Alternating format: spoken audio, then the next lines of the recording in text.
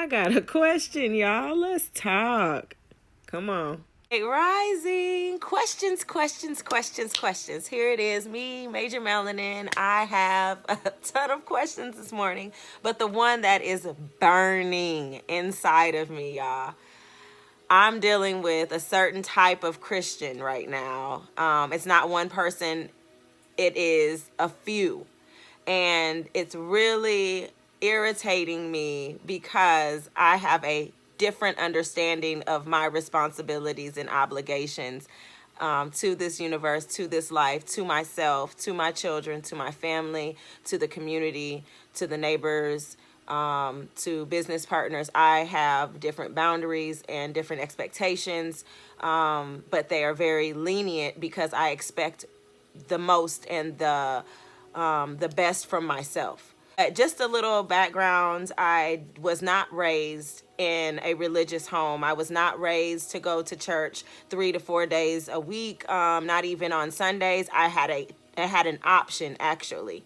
I remember the church van or the church calling and saying, do we need to schedule a ride for Darcy to come on Sunday? And my mom would, say, Darcy, you going to church this Sunday? And I would say, no, not this Sunday. I'll go next time.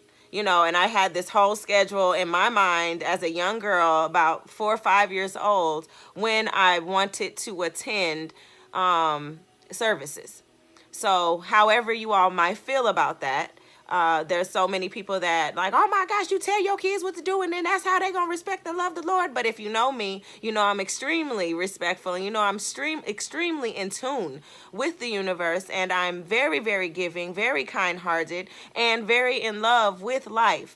The thing that irritates me the most is when we go out and eat and there is this idea that somebody doesn't bless their food because they don't go through this whole process, to show everybody that this is what they do, this is who they are. I'm not in the business of showing off what it is I have, what I got going on, and nor am I competing or clocking what anybody else is, how they communicate, where they give their appreciation. Because what I also understand is people stand in line and they could be, praying or meditating, or like myself in the morning, I'm covering my day. So how I initiate my day is 100% different than you would. But for you to sit there and wait for me, to take a bite, let's bless our food. You bless I already did. I don't understand what you're waiting on. I don't need a community or a group to give my gracious thanks, my love, my appreciation. Also, when you talk to people, they're like, give thanks. Don't thank me, thank God. You don't know what it is I think. So why is it that you want to give this direction as if you know better, or you are diverting my thank you somewhere else? Because saying thank you is a healing process. Saying you're welcome is a healing process. Did you know that saying thank you changes the vibrations and the structures of water? So therefore, it can change the structure and the mood within you, because we are made up of water, right?